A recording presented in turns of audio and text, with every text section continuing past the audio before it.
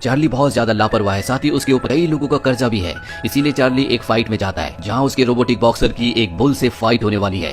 Charlie अपने boxer से पहले भी इस बुल को हरा चुका है, इसीलिए वो ओवर कॉन्फिडेंस में होता है। हालांकि शुरू में वो बुल को हरा देता है, लेकिन चार्ली की लापरवाही से वो बुल उसके बॉक्सर को बहुत बुरी तरह से डैमेज कर देता है और इस फाइट को हारने के बाद चार्ली के ऊपर कर्जा और भी बढ़ जाता है। दरअसल चार्ली ने अपनी जीत पर $20,000 लगाए थे, जो अब वो हार चुका है। इसीलिए वो एक जगह जाकर छुप जाता है। तभी वहां पर दो लोग आते हैं और चार्ली को बताते हैं कि 10 साल पहले जो तुम्हारी एक्स गर्लफ्रेंड थी उसकी डेथ हो चुकी है और अब उसका एक बेटा है जो तुम्हारा बेटा है। तुम्हें कोर्ट की हियरिंग में आना होगा। चार्ली कोर्ट में जाता है जहां पर वो देखता है कि उस बच्चे की आंट भी होती है, जो चार्ली से कहती है कि इस बच्चे को मैं पालना चाहती हूँ, अपने पास रखना चाहती हूँ। हालांकि चार्ली को इस बात से कोई फर्क नहीं पड़ता, क्योंकि उसकी अपने बेटे के लिए कोई भी फीलिंग्स नहीं होती। पर तभी उसके दिमाग में एक आइडिया आता है। वो सोचता है क्यों ना मैं ऐसा शो करूं कि ये बच्चा मुझे चाहिए, मुझे इसकी जरूरत है, मैं इससे प्यार करता हूं, ताकि उसकी आंट मुझे कुछ पैसे ऑफर करे। और चार्ली ऐसा ही करता है। इसीलिए उस बच्चे की आंट और अंकल चार्ली को $1,00,000 ऑफर करते हैं। चार्ली के लिए ये कीमत बहुत ज्यादा है, लेकिन उसके आंट और अंकल कहते हैं कि हम 3 महीने के लिए बाहर जा रहे हैं, 3 महीने के लिए तुम्हें अपने बेटे को अपने पास रखना होगा, उसके बाद हम तुम्हारे बेटे को हमेशा के लिए अपने साथ ले जाएंगे। चार्ली उनकी बात मान जाता है और अब चार्ली के सामने उसका 10 साल का बेटा होता है जिसका नाम मैक्स है। वो मैक्स को और पैसों को लेकर एक लड़की के पास जाता है, जिसे वो कुछ पैसे देता है ताकि वो उसके लिए नया रोबोट बना दे, क्योंकि उसका रोबोट पूरी तरह से नष्ट हो चुका होता है। और अगले दिन दिखाया जाता है कि चार्ली का नया रोबोट आ जाता है और जब चार्ली का बेटा मैक्स इस रोबोट को देखता है तो बहुत खुश और एक्साइटेड हो जाता है, क्योंकि मैक्स को रोबोटिक बॉक्सिंग में बहुत ज्यादा इंटरेस्ट होता है। अब यहाँ पर जो लड़की होती है जिसने चार्ली को ये रोबोटिक बॉक्सर दिया, इसका नाम बेली होता है, जो चार्ली के पुराने बॉक्सर कोच की बेटी भी है। इसीलिए बेली से कहता है कि तुम मैक्स को अपने पास रखो, मैं यहाँ से उस जगह जा रहा हूँ जहाँ पर बॉक्सिंग का मैच होता है, ताकि मैं बॉक्सिंग का मैच जीत कर और भी पैसे कमा सकूं। पर मैक्स भी चार्ली के साथ जाना चाहता है। चार्ली उसे कहता है कि वो जगह खतरों से खाली नहीं है, तुम वहां नहीं आ सकते। और तभी मैक्स उसकी गाड़ी की चाबी उठा लेता और कहता है कि अगर तुम मुझे अपने साथ नहीं ले गए तो मैं इसे यहाँ से नीचे नाले में फेंक दूंगा। इसीलिए चार्ली को मैक्स की बात माननी पड़ती है और वो उसे अपने साथ उस जगह ले जाता है जहां पर ये इलीगल रोबोटिक बॉक्सिंग फाइट्स होती हैं। और अब चार्ली के रोबोटिक बॉक्सर की दूसरे रोबोटिक बॉक्सर से फाइट शुरू हो जाती है। हालांकि शुरू में वो परफॉर्म अच्छा करता है, लेकिन एक बार फिर से चार्ली अपनी लापरवाही से इस बॉक्सिंग मैच को भी हार जाता है, जिसमें उसके रोबोटिक बॉक्सर का हाथ भी अलग कर दिया जाता है। चार्ली अब किसी भी तरह से अपने रोबोटिक बॉक्सर को ठीक करना चाहता है, इसीलिए वो अपने बेटे मैक्स के साथ एक जंकयार्ड जाता है जहां पर बहुत सारे स्पेयर पार्ट्स होते हैं। दरअसल जो भी रोबोट्स खराब हो जाते हैं उन सबको यहाँ पर लाकर फेंक दिया जाता है। अभी दोनों के दोनों अपने रोबोट के लिए पार्ट ढूंढना शुरू कर देते हैं और तभी जहां पर मैक्स खड़ा होता है वो जमीन नीचे खिसक जाती है और मैक्स फिसलता हुआ नीचे जाता है और इससे पहले कि नीचे वो एक खाई में गिरता, वहां पर एक रोबोटिक हाथ उसे पकड़ लेता है। तभी वहां पर चार्ली आता और अपने बेटे को ऊपर खींच लेता है। अब मैक्स देखता है कि जिस रोबोटिक हाथ ने उसे पकड़ा था वो पूरा का पूरा जमीन के अंदर दबा हुआ है और जब वो उसके ऊपर से रेत हटाता है तो उसे पता चलता है कि ये सिर्फ एक हाथ नहीं बल्कि पूरा का पूरा रोबोट है। वो अपने डैड से कहता है कि हमें इस रोबोट को निकालना चाहिए, पर चार्ली कहता है कि मुझे इसकी कोई जरूरत नहीं है, वैसे भी बारिश हो रही है, हमें यहाँ से निकलना चाहिए। और मैक्स कहता है कि मैं इस रोबोट को निकालूंगा और अपने साथ ले जाऊंगा। मैक्स उस रोबोट को जमीन के नीचे से निकालता है और इसके बाद ये दोनों उस रोबोट को बेली के पास ले आते हैं। बेली उस रोबोट में थोड़ा सा काम करती है और वो एक्टिव हो जाता है। दरअसल ये रोबोट अब भी ठीक होता है और इसे देखने से लगता है कि ये बहुत ज्यादा स्ट्रांग है। अब भी इसके सेंसर काम कर रहे होते हैं। मैक्स देखता है कि इस रोबोट के ऊपर एटम लिखा है, यानी कि इसका नाम एटम है। वो अपने डैड चार्ली से कहता है क्यों ना हम इसे और भी अच्छे से रिपेयर करें और कुछ बॉक्सिंग मैचेस इसके साथ खेलें। हालांकि चार्ली ऐसा चाहता तो नहीं है, क्योंकि उसे इस रोबोट पर बिल्कुल भी विश्वास नहीं होता। पर अब क्योंकि उसका दूसरा रोबोट भी पूरी तरह से खराब हो चुका है, इसीलिए उसके पास इसके अलावा कोई भी रास्ता नहीं होता और वो अपने बेटे मैक्स से कहता है कि हम एटम के साथ कुछ फाइट्स जरूर करेंगे। एटम के अंदर एक खास खूबी होती है कि वो किसी भी चीज को अपनी मेमोरी में स्टोर कर लेता है, साथ ही वो अपने सामने वाले लोगों के एक्शंस को भी अच्छे से कॉपी कर सकता है। अब चार्ली अपने बेटे मैक्स को लेकर world robotic boxing champion league में जाता है, जहां पर उसे एक आदमी से मिलना था और यहाँ पर मैक्स देखता है एक ऐसे रोबोट को जो कि बहुत ही पावरफुल होता है। दरअसल ये वर्ल्ड चैंपियन होता है, इसका नाम होता है ज़्यूस और आज तक ये एक भी फाइट नहीं हारा होता। ज़्यूस के चारों तरफ प्रेस रिपोर्टर्स की भीड़ होती है। ज़्यूस को इस दुनिया के बेहतरीन इंजीनियर्स ने बनाया है, उसके अंदर सभी एडवांस टेक्नोलॉजीज है, इसीलिए वो वर्ल्ड चैंपियन भी है। अब अगले दिन चार्ली अपने बेटे मैक्स के साथ एटम को लेकर एक बॉक्सिंग फाइट के लिए जाता है, जहां पर उसके बॉक्सर का एक दूसरे बॉक्सर के साथ मुकाबला होने वाला है और इस बार चार्ली का बेटा मैक्स इस बॉक्सर को यानी कि एटम को कंट्रोल कर रहा होता है। इन दोनों बॉक्सर्स के बीच में फर्स्ट राउंड होता है, जिस फर्स्ट राउंड में मैक्स की बॉक्सर एटम की हालत खराब हो जाती है, पर किसी तरह से वो पहले राउंड को पूरी तरह से कंप्लीट कर लेता है और अब उसका दूसरा राउंड होने वाला होता है। तभी चार्ली अपने बेटे मैक्स के पास आता है और कहता है कि तुम्हें फाइट को छोड़ देना चाहिए, मुझे नहीं लगता कि तुम्हारा बॉक्सर दूसरी फाइट भी लड़ सकता है, वो पूरी तरह से डैमेज हो जाएगा। पर मैक्स उसकी बात नहीं मानता और अपने बॉक्सर एटम को सेकंड राउंड के लिए भेजता है और जैसे सेकंड राउंड शुरू होता है एटम दूसरे बॉक्सर को एक जोरदार पंच मारता है, जिससे वो नॉकआउट हो जाता है और इस तरह से एटम अपनी जिंदगी की पहली फाइट जीत जाता है। ये देखकर चार्ली पूरी तरह से हैरान होता है और उसे समझ में आ जाता है कि इसके अंदर बहुत ज्यादा पोटेंशियल है, इससे और भी फाइट्स करवाई जा सकती है। इस फाइट को जीतने के बाद इन्हें अब और भी फाइट्स की ऑफर आने लगती है, पर अब चार्ली तय करता है कि वो इसे और भी ट्रेन करेगा। पर सबसे पहले ये एटम के अंदर वॉइस मशीन लगाते हैं। दरअसल अब तक वो बोल नहीं सकता था। साथ ही मैक्स एटम को यहाँ पर बहुत सारी चीजें सिखाता है, क्योंकि जैसा जैसा मैक्स करता है ठीक उसी तरह से एटम भी उसे कॉपी करता है।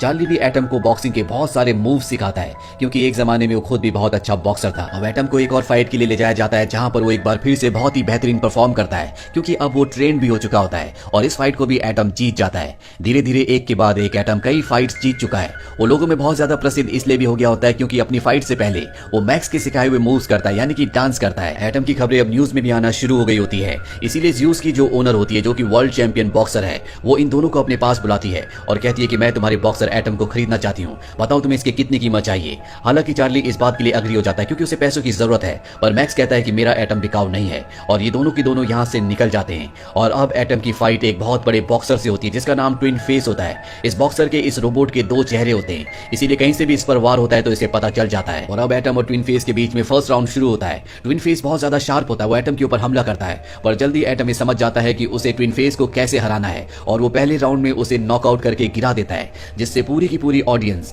एटम की अब बहुत बड़ी फैन हो चुकी है। और अब मैक्स रिंग के अंदर आता है और कहता है कि हमारा बॉक्सर सबसे बेहतरीन है और इस दुनिया का वर्ल्ड का जो चैंपियन है ज़्यूस, उसकी ओनर भी हमसे इस बॉक्सर को खरीदना चाहती थी, पर मैं ज़्यूस को डायरेक्ट चैलेंज करता हूं, अगर वो सच में वर्ल्ड चैंपियन है तो वो मेरे बॉक्सर एटम से लड़कर दिखाए। अब इन्होंने ट्विन फेस को हराया होता है, इसीलिए इन्हें बहुत अच्छे खासे पैसे भी मिलते हैं। लेकिन जब ये पार्किंग में जाते हैं तभी वहां पर चार्ली के पुराने साथी आ जाते हैं, जिन्हें चार्ली ने पैसे देने थे, जिनके बुल ने चार्ली के पहले बॉक्सर को बहुत बुरी तरह से हराया था। और वो आदमी चार्ली को बहुत बुरी तरह से मारते हैं और उसके पास जितने भी पैसे होते हैं सबके सब छीन कर ले जाते हैं। मैक्स को भी अपने पिता को इस हालत में देखकर बहुत बुरा लगता है और अब चार्ली तय करता है कि मैक्स का उसके साथ कोई भी फ्यूचर नहीं है। हालांकि पिछले 3 महीनों से ये एक दूसरे के साथ होते हैं और एक दूसरे के बहुत क्लोज भी हो गए होते हैं, पर फिर भी चार्ली मैक्स को उसकी आंट और अंकल के पास ले जाता है और कहता है कि अब तुम्हें उन्हीं के साथ रहना होगा। मैक्स कहता है कि मैं आपके साथ रहना चाहता हूँ, मुझे आपके साथ अच्छा लगता है, लेकिन चार्ली उसकी बात नहीं सुनता और उसे उसकी आंट और अंकल के साथ भेज देता है। इसके बाद वो वापस बेली के पास आता है। दरअसल बेली और चार्ली एक दूसरे को पसंद करते हैं। उसे बताता है कि मैंने मैक्स को उसकी आंट और अंकल के पास भेज दिया। बेली उसे कहती है कि तुम्हें ऐसा नहीं करना चाहिए था, तुम उसके फादर हो,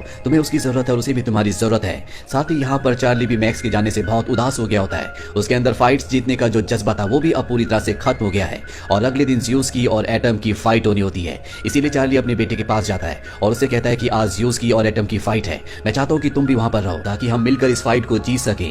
यहाँ पर मैक्स की आंट आ जाती है और मैक्स को अलाउ कर देती है और अब चार्ली, मैक्स और एटम तीनों के तीनों उस जगह पहुंच जाते हैं जहां पर आज वर्ल्ड चैंपियनशिप होनी है, जो कि और किसी से नहीं बल्कि ज़्यूस से है, जो आज तक पूरी जिंदगी में कोई भी फाइट नहीं हारा। और अब ज़्यूस की एंट्री होती है जो कि बहुत ही भयानक होती है। इस एंट्री को देखकर मैक्स और चार्ली दोनों के दोनों घबरा जाते हैं, पर चार्ली अपने बेटे से कहता है कि हमें किसी भी कीमत पर इस मैच को जीतना होगा। इस मैच में 5 राउंड्स होने वाले थे और इन 5 राउंड्स में जो ज्यादा स्कोर करेगा या दूसरे को नॉकआउट कर देगा वही जीतेगा। और अब मैक्स और ज़्यूस का पहला राउंड शुरू हो जाता है और मैच की शुरुआत में ही ज़्यूस एटम के सिर पर एक पंच मारता है जिससे वो जमीन पर गिर जाता है। ये देखकर पूरी तरह से खामोशी हो जाती है।